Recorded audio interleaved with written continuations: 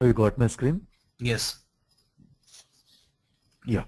See, SAP stands for Systems, Applications, and Products in Data Processing. So this is the amplification for the word SAP. Mm-hmm. So SAP is called an ERP package or ERP software. So before going to understand what is SAP, first we have to understand what is the concept of ERP. Right. Okay. So here ERP again stands for Enterprise Resources Planning. So enterprise means any business organization is called enterprise. Then every business organization, while doing the business, they use some resources like men, material, machines, and money. And the availability of these resources is very much limited to any enterprise. Now, you take any business enterprise, the main objective is to maximize the profits. It's not just earning the profits, earning maximum profits, right? And by the way, what's your qualification, Mr. Gandhi? I'm an engineer in electronics and communications. Okay. So the main objective of any business enterprise is to maximize the profits. For that purpose, every business organization will have two alternatives. One is, in order to maximize the profits, they have to increase the sales. Again, to increase the sales, they have to increase the production. Again, to increase the production, they have to increase the utilization of these four resources, but these are not plenty available to any enterprise. So there is a limitation to the organization's capacity to go on increasing the production beyond a certain point. So Right. automatically there is a limitation to their capacity to maximize their profits. So the first alternative is not compatible with the organizational needs. Then organizational objective. Then what is the second alternate? You take any business enterprise, whether large or small, whatever it is, they will have some amount of resources. So whatever the amount of resources they are having, they have to use them in the most effective manner so that profits are maximized. So in this particular context, the concept of planning will come into existence. So enterprise resources planning means planning for the effective utilization of the available resources of the company to maximize the profits. Simply Okay. saying, that is the concept of enterprise resources planning. Okay. So it covers all the techniques and concepts for the best utilization of the resources of the enterprise to maximize the profits. So ERP is based on the integrated management of all the departments in the enterprise. So what is the integrated management? Here you have to establish the links among the departments in the enterprise. This is called integrated management. Here, let us see how the concept of ERP helps the business enterprises to maximize their profits. Before that, we should understand what are the disadvantages in the existing organization structure. So, for example, if you take this as an organization, you have many departments like finance and accounts, marketing, sales and distribution, then you have production planning and control, then production, then HR, then purchase. Like that, you have many departments in the enterprise. Then every department, they have to work towards the achievement of the organizational goal, that is maximization of the profits. During this process, every individual department will have their own goals and objectives. See, for example, take the finance and accounts department. Its main objective is to generate the maximum rate of return on the investment. So maximum rate of investment means shareholders' investment. For that purpose, the finance department wants to reduce the expenditure wherever it is possible. So by reducing the expenditure, it wants to contribute to the maximization of the profits. Then you take marketing department. Its main objective is to create the market for the organization's product so that profits are increased, so that sales are increased, and by that profits are increased. So here, for that purpose, it wants to conduct some advertising activities or some sales promotion activities which involves spending of funds again. See, if you observe, the finance department and marketing department, both the departments are trying to maximize the profits, but the way in which they are trying is different. Means the finance department is trying to maximize the profits by reducing the expenditure. At the same time, marketing department is also trying to maximize the profits by incurring some additional expenditure. Have you got my point, Mr. Gandhi? Yeah, yeah. Right? So Yep. this leads to the conflict between finance department and marketing department. So like that, I will give you one more example. See, take production planning and control department. Generally, this department wants to maintain minimum possible stocks of the materials because in order to minimize the carrying cost. So carrying cost means here you have to lock up some working capital in the stocks. If you have borrowed that working capital from the banks, you have to pay interest to the bankers on the working capital. So interest is one aspect of the carrying cost. Then you have to pay for the rent of the warehouse. Then you have to pay for the salaries of the people working in the warehouse. So all these expenses together is called carrying cost. So in order to minimize the carrying cost, the production planning department wants to maintain minimum stocks of the materials, but at the same time, the production department wants to have optimum stocks of the materials so that their production function is not disturbed. So again, there exists the conflict between production department and planning department. Like that, in the organization, there exist different conflicts among the departments. As a result, the management has to spend a lot of its time on bringing the coordination among these departments. Due to this fact, they don't have the sufficient time to analyze the performance of the organization and to take the effective strategic decisions. This is the biggest disadvantage that is faced by the managements of the companies. Okay. Now, let us analyze from another angle. See, for example, the effectiveness of any or the efficiency of the any enterprise depends upon the effectiveness of the functioning of these departments. In order to enable these departments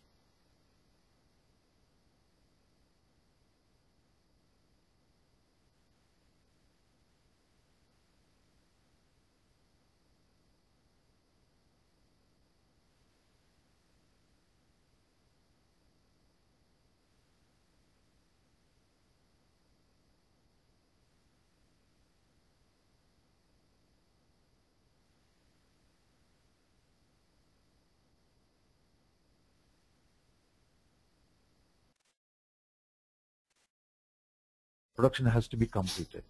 Simply putting, this is called production schedule. So in order to prepare the production schedule, the production planning department wants to have, and it has to get some information from the sales and distribution, that is the date of delivery required by the customer. So the date of delivery required by the customer is available in the sales and distribution. In order to prepare the schedule, this department, production planning department, requires that information. Means the production planning and control department is depending on sales and distribution department for the information purpose. Similarly, you take purchase department. Its main function is to procure the raw materials required in the production department. Means again, whenever the purchase department wants to purchase the materials, they have to get the information from the production department regarding the raw material requirements. Means the purchase department is depending on production department for the information purpose. Now, you take accounts department. It has to account for all expenses and incomes which are taking place in every department. Means the accounts department has to get the information from all other departments to perform its accounting function. Like that, every department depends upon other departments for the information purpose. So here, which is not there in the real time. Even though see, in order to enable these departments to function effectively, as I told you, there should be the uninterrupted flow of information among all the departments, which is not there in the real-time organizations. Even though every department is computerized, that computerization is limited to the boundaries of that particular department. Means the planning department will be using another software, HR department will be using another software, purchase is using another software, like that. So every department, they are using their own softwares, but there is no proper integration of the connections among these softwares. That's why here every department has to wait for the time. Means every department has to wait for information from the other departments. So time is wasted here. So as a result, the production cycle will be more. This is another disadvantage in the typical organization structure. Now let us analyze from another angle. See, you take the purchase department. See, when the purchase department procures the materials, that is entered in the purchase department in terms of quantities. Then the same invoice is again sent to the accounts department to enter the values in terms of values in the finance department, because the finance department is always concerned with the values only. So here one invoice is entered once in the purchase department in terms of quantities, and again the same invoice is also entered in the accounts department again in terms of values. This is called duplication of work. So here we are paying the salaries to the people in purchase department and again to the people in the accounts department, but both are performing the same work, which leads to the wastage of money resources. So if you waste your money, how can we maximize our profits? Absolutely no. This is another disadvantage. Then finally, let us analyze from another angle. See, there are many people, like in the middle level management and top level management, there are many people who has to take the effective decisions every day. So in order to enable these people to take the effective decisions, we should ensure they should be provided with the right information in right time. Yep. So let us take the case of general manager finance. For a particular decision making purpose, he wants to know what is the total amount of purchases that have been made as on today. In this case, the purchase department will give one figure and the finance and accounts department will give another figure due to time lag, because the purchase department is in California and finance accounts department is in Washington. So each and every individual invoice received by the purchase department cannot be sent immediately to accounts department in Washington. Some invoices the purchase department will bundle together and those invoices are sent to the accounts department in Washington. This leads to the mismatching of information, right? So means here the GM finance is not provided with the right information in right time. So as a result, the GM finance may not be able to take the optimum decisions and profits may not be optimized. Like that, there are many disadvantages in the typical organizational structure. In this particular scenario, the concept of ERP has been developed. Actually, the concept of this ERP is the result of information technological developments. See, as I told you, under the concept of ERP, what we do is we maintain one common database or central database. Then this common database or central database is given access to every department in the enterprise, subject to some restrictions regarding the access. And one more thing is, once you start moving up in the organizational hierarchy, the extent of access given is also increased. Okay, let us assume that we are maintaining the common database. Now we will see how the common database helps the business enterprise to eliminate all the disadvantages discussed previously. Now you take the production planning and control department. It has to get the information regarding the date of delivery required by the customer, which is available in the sales and distribution department. So how that is made available readily to the planning department? See, when the sales and distribution department accepts the order from a customer, it prepares one document which is called sales order. So the sales order contains the information such as name of the customer, quantity, details of the product, then price particulars, quality, and expected date of delivery required by him. So all that information is contained in the sales order. Then the sales and distribution person will enter that sales order into common database. Then the person who is responsible to prepare the production schedule will be given access to that sales order. So he can just log on into central database and he can identify the sales order. From that sales order, again he can identify the date of delivery required by the customer, and accordingly he will prepare the schedule. In this case, wherever may be your sales and distribution department and wherever may be your production department, the planning department. So because of this central database, the production planning clerk is provided with the information immediately so that he need not waste any time. Then you take the information requirement of the purchase department. whenever there is the requirement for the material in the production department, the production clerk will enter that requirement into common database. This is called material requisition. The material requisition contains the details of the materials required in the production. Suppose if the material is there in the stock, the stores people will issue the material to the production. Suppose if the material is not there in the stock, again the stores people will prepare another document which is called purchase requisition. Then that is entered in the common database.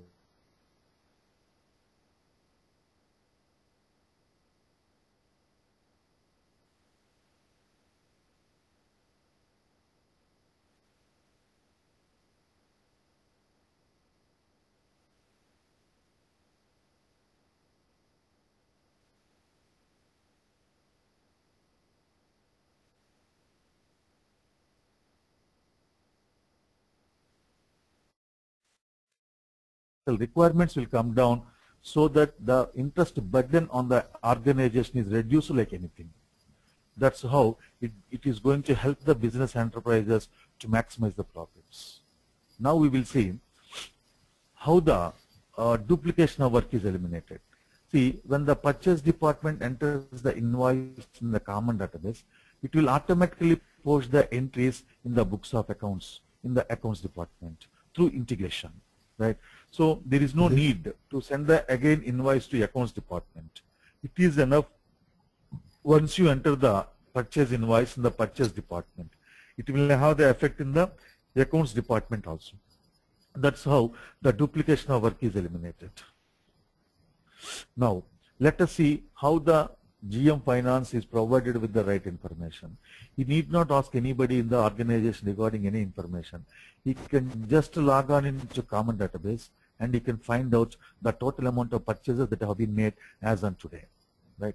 So here what happens is when the purchase department enters the invoice in the common database, it will update automatically the purchase figures, the inventory figures of the respective materials, and also the vendor figures, etc., etc. Means all the relevant information is immediately updated in the common database. So by just logging into common database, the GM Finance can find out the information of purchases. For that matter, not only GM Finance, every employee in the middle level management and top level management who has to have the information, they can just log in to common database and they can find out the required information. That's how the concept of ERP helps the business enterprises to maximize their profits. Clear, Mr. Gandhi, till now? Yeah. Yes. Okay. Now, how ERP helps? I'm just summarizing the total explanation in these sentences. All the data is available in the central database. That eliminates data redundancy. Redundancy means data duplication is eliminated. Yes. Yes. Then data is updated and available in real time. One point entry of data. If you enter the data at one point of the organization, it will have the effect in other points of the organization. Then best business practices inbuilt. Every ERP product has been developed after carrying on a lot of research on business practices of different industries. So whatever the business practices they thought best, those best business practices are inbuilt in these ERP softwares. So when the business organizations start using the ERP softwares, they can take the advantage of these best business practices also. Then modular system means for managing every department, you have the separate software that is called modular system. Can implement only in required functions. Means it's not that you have to use the SAP, you have to use the ERP software in all the departments. You can use only in FI department, you can use only in FI and MM and SD, like that. According to the requirements of the management, they can start using the ERP software in some of the departments. Then once they are satisfied with the results, right, they can go, they means the management can go further using the same ERP software in other departments also. Then they can easily be integrated. That is the meaning of this. Then managers can utilize their time in analysis and spend less time in coordination effort. This is the very important advantage of this ERP software. Now, in the market, you have hundreds of ERP products. SAP, Oracle, BAN, PeopleSoft, etc., etc.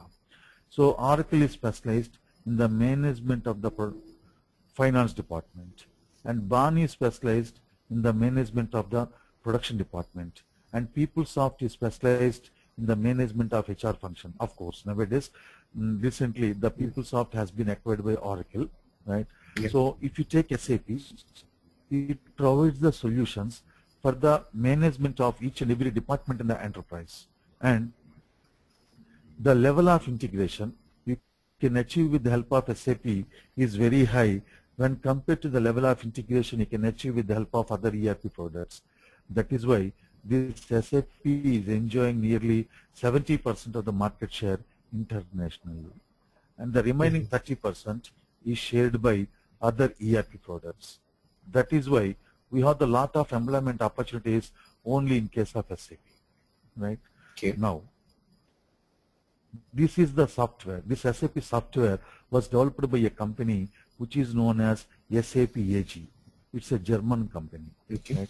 It was established in 1972, and its headquarters are at Waldorf, Germany. This is just a brief history of the SAP company. Right? Now, let us see the evaluation of the product. In 1972, SAP has developed a product known as SAP R1 Suite. In 1980s, it has developed a product known as R2 Suite, SAP R2 Suite. In 1990s, it has developed a product known as SAP R3 Suite, and this is the product what we are using now. Right? This SAP R3 Suite is one of the products of the SAP company. It has many other products like BW, XI, SRM, CRM. Like that, it has many other products. Among these products, SAP R3 is one product which has gained very much popularity, right? So, the recent or the present version of SAP is ECC 6.0. So here ECC stands for ERP Central Component, right? So let us try to understand what is the nature of this product. Then SAP stands for, systems, applications, and products for data processing. Mainly, it contains the softwares to meet the data processing requirements of the companies. Then, suite means collection of some things. See here, SAP software comes with the different programs necessary to manage your departments. So it is the combination of these softwares. That's why SAP has used the word suite in the name of its product. Then coming to R3, this is very, very important. See here, R stands for real-time data processing. Real-time data processing means whenever you perform an operation on the data elements, the related database is instantly updated. Means, for example, you take bank ATM. Whenever you draw money from the bank ATM, it is giving back your updated statement immediately. Why? It is working on the principles of real-time data processing concept. So like that, SAP also uses the real-time data processing concept. That is why when you enter the purchase invoice in the purchase department, it is updating the purchase figures and the stock figures and vendor figures in the accounts department. This is the result of the real-time data processing. So SAP also uses the same data processing concept. That's why it has incorporated the letter R in the name of its product. Then coming to 3. 3 stands for 3-tier architecture. Actually, it refers to the hardware setup. See, not only SAP, every ERP, they use the client-server technology. Means there are some clients and there are some servers. Here, both the servers and clients are same, physical computer systems, but the servers are with large storage capacity and clients are with small storage capacity. Under the 3-tier architecture, we have the database server layer, then application server layer, then client or presentation server layer. So the database server means it is the server in which the database of the organization is kept. What does the database contains? The business transactions posted every day by the employees. So whenever there is a question of database, there comes the concept of database management. So we is responsible to manage this database. As a SAP professionals, we are not concerned with the database management. There are some separate professionals like database managers or database administrators to manage the database. And this database is administered on the principles of RDBMS, means Relational Database Management Tools, right? So for that purpose, you have many RDBMS tools in the market, like Oracle, SQL Server, Informix, DB2, like that. You have many RDBMS tools. So based on the budget of the company, they can go for any of the RDBMS tools. So that is in most of the cases, Oracle is used. So that is the thing regarding database server. Then coming to application server. Here APS means application server 1. APS 1 means application server 1, application server 2, application server 3. Like that, you have to have some number of application servers. Why? Because if you have only one application server, right, every employee will be trying to access the same server. In that case, right, the processing time will be more. That's why again you are wasting the time. That is why we have to have some number of application servers, and how many and who will decide. This I will tell you within the next few minutes. So here the application server contains the SAP software hosted in that. The SAP software has, or it will have, the programming logic necessary to process the business transactions. So that is the thing regarding application server. Then C1, C2, C3 means clients. So these are the systems used by the end users, right? So here, see, these are the client systems. These are the client systems, and different clients are connected to different application servers, and all the application servers are connected to database server. And this database server is managed on the principles of relational database management system. So here if you observe, all the clients together is called one layer, right? And all the application servers together is another layer, and the database is another layer. That's why this is called three-tier architecture. Nowadays, we are using only three-tier architecture. In the case of two-tier, right, the database and SAP application both are hosted in the same server. So the first layer and second layer will become the one layer, and the clients are third layer. That's why this is called two-tier architecture. So as I told you, the product what we are using now is SAP R3 product. Under that, basically, you have the two types of modules. One is functional modules. Each functional module is related to manage your one department. Under the functional modules, we have financial accounting and controlling, which is simply called FICO. Then we have the materials management, MM. Then sales and distribution, SD. Then human resources management, HR. Then quality management, QM. Then PM, plant maintenance. Then project systems, production planning and control, PPC, real estate management. Then workflow. So these are the functional modules in the SAP R3 product. Here every module is a separate software, and each software is integrated with the other software. So these are the software means. Here one more thing is, the companies cannot purchase only FICO, only MM, only SD. They have to purchase the SAP licenses, or you can say user licenses. Then the SAP company will deliver all these softwares together for them. And it is the will and test of the company to use, company means your client company, to use one or more or all of these softwares. And softwares means there should be a language in which they have been developed. That language is ABAP language, which is called technical module. On the technical side, you have the ABAP language. It is the own programming language of SAP AG company. So ABAP stands for Advanced Business Application Programming Language. Then you have another technical module, BASIS, Business Application Software Integrated Systems. And this is just like the own this is the own operating system of SAP AG company. So in order to use all the previous softwares, you have to have this BASIS operating system installed in the servers. So these two are called technical modules, and these are called functional modules. Suppose if you want to learn ABAP, you have to have the programming knowledge. And if you want to learn BASIS, you have to have the operating system knowledge and also the networking knowledge. But Okay. if you want to learn any of the functional modules, you have to have the working knowledge from the academic side of the respective module, or you may have to have the domain knowledge. Any one is enough. Here you need not write any programming at all, right? Right. You just have to make some settings. Here there are two types of jobs as far as SAP is concerned. One is consultant and the other is end user. So end user means the employee working in the organization which is using SAP software. So the main job of the end user is to enter the transactions and to generate the reports and to analyze the reports. So this is the main job of the end user. So in order to enable the end user to do all these functions, already there should be some settings which should have been done by the consultant. So unless the consultant does the settings, the end user cannot use the software. So that is the job of the consultant. So the main job of the consultant is to make the settings in the software so that it can be used by the end users.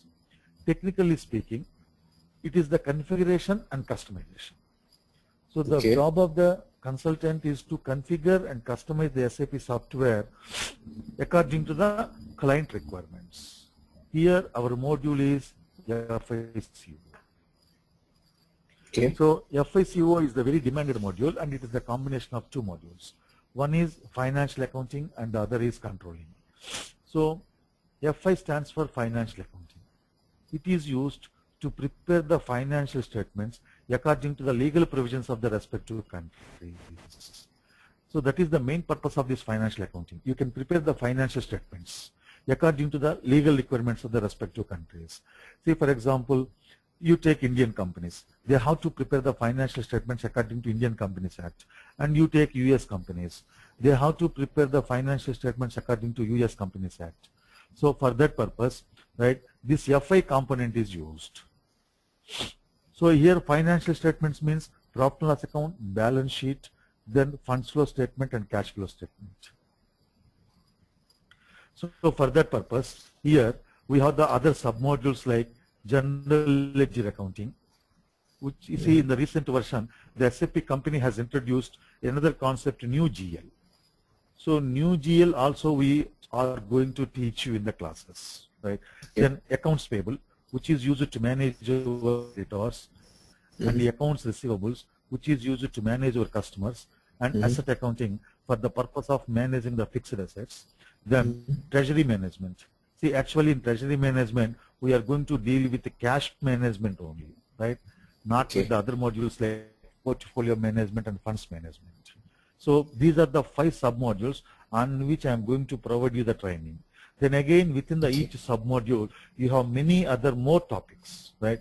So you can just refer to the site monsterscourses.com, right, for the content, or you can ask this guy he will send you the detailed content of this F5, right? So after these 5 modules, I will show you how to prepare the financial statements. So that will be the end of the financial accounting. After that, we have the controlling component. The main purpose of the controlling component is to provide the information to the middle level management and top level management, because these people are very much worried about the performance of the enterprise. Here, the middle level management always responsible for the performance of the enterprise, and the top management is very much interested, and their main function itself is to take the strategic decisions. In both the types of managements, they require some information for their purposes, and that information is totally provided by this controlling component. That's why this controlling component is called internal reporting tool. So for that purpose, in the controlling component, we have the cost element accounting, cost center accounting, internal order accounting, profitability analysis, profit center accounting, and product costing, right? See, these are the 6 submodules that are there in the controlling. So I'm going to cover all these 6 submodules very extensively. Generally, in most of the training institutes, what they do is they concentrate and they tell you very good in respect of FI, but when it comes to controlling, they complete total controlling within 7 or 10 days. But in my case, controlling takes minimum to minimum 25 days.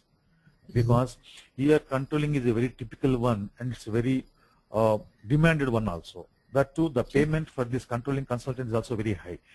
See, actually, in order to explain you the controlling processes or the costing processes, the trainer should have worked in the manufacturing organizations. Being a cost accountant, I have worked in two industries. One is consumer goods industry and the other is textile industry. So based on that knowledge, I can make your people to understand the costing process very simply, right? So again, there are many topics in the respective submodules. You can find all this content from the net. The other topics I'm going to cover is integration of financial accounting with materials management. Because I told you, here when you enter the purchase invoice in the purchase department, it will post the accounting entries in the books of accounts. For that purpose, we need to integrate. Means we need to connect component with the FI component. That is called integration of financial accounting with materials management. Then we have integration of financial accounting with the sales and distribution. These two types of integrations I'm going to cover in the classes. Then closing procedures. Once the financial statements are prepared, the closing balances of GL accounts, vendor accounts, customer accounts, and asset accounts that to be carried forward to the next year. These are called closing procedures. Then I will provide you some tips on ABAP and basis. So all these classes, right, will take 50 hours. Okay. So every day the class timing is 8 p.m. EST, right? Monday to Friday, right? Monday to Friday. So how I am going to teach you means what are the materials I am going to provide you, right? How do I proceed in the class? See, every setting. Just a minute.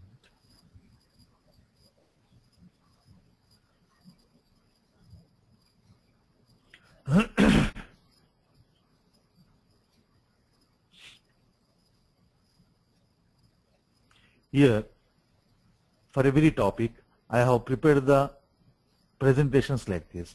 Suppose organization structure is there. So I will explain first what is the organization structure. Then I will explain what is company code, and what is business area.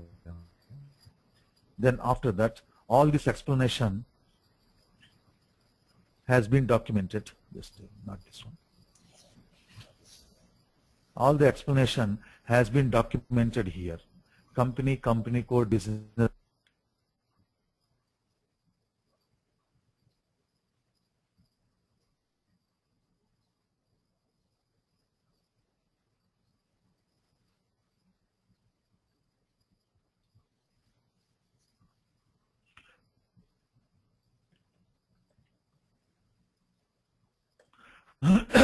Suppose how to create company, right?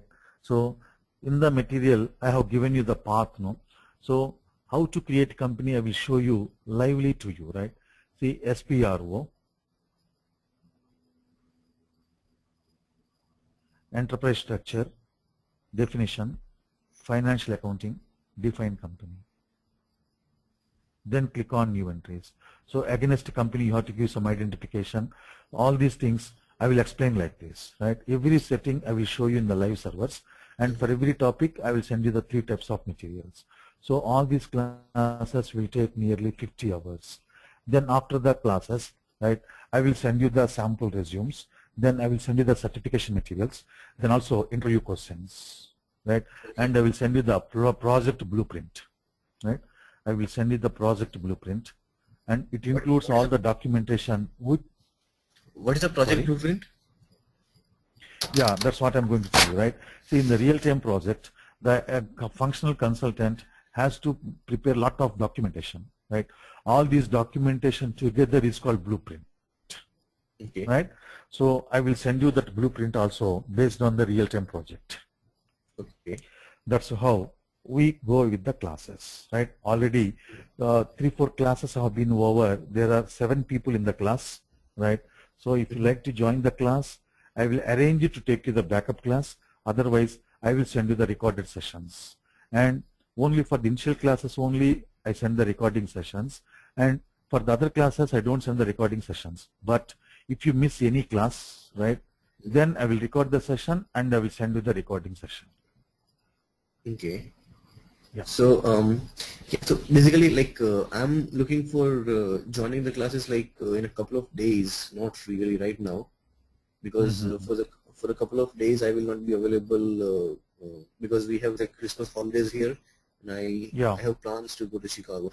So I don't know, like I was looking for classes in the initial week of January. So do you have some batches starting during that time? Yes.